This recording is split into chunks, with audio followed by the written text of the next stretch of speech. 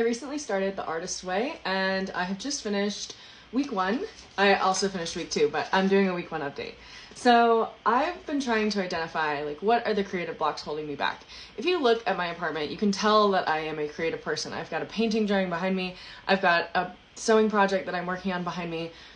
Creativity, coming up with ideas, has never been my problem, but I do think I hold myself back a lot more than I think I do. And after week 1 and kind of going through the exercises in week 1, so I took myself on an artist date. I actually did part 1 of that painting last week and did my morning pages, which I'm not super consistent with those, but I'm getting better.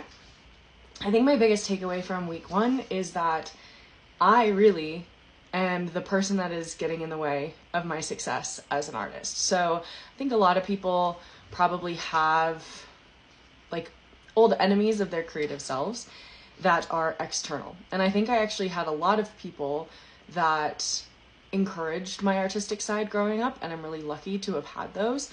But I also had a talent for STEM. So I was really good at math. I ultimately chose a career in accounting, and people really encouraged that STEM side of my brain because they were like, this is how you're going to make money. This is how you're going to be successful in life.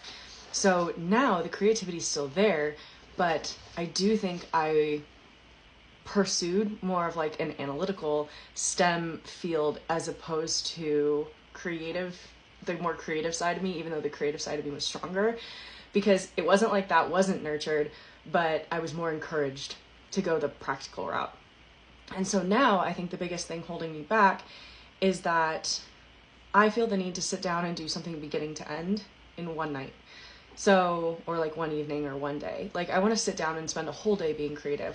So the thing that gets in my way is that I can't block off my time to be creative. Like it's okay to just spend an hour sewing or an hour painting or an hour doing something creative instead of having to spend a whole day on it and like finish a project. So going into the next couple weeks with The Artist Way, what I'm really trying to do is set aside like 30 minutes to an hour every single day to spend time being creative instead of worrying about having enough time, just making it through a few steps at a time. Like I don't have to finish a project all in one night.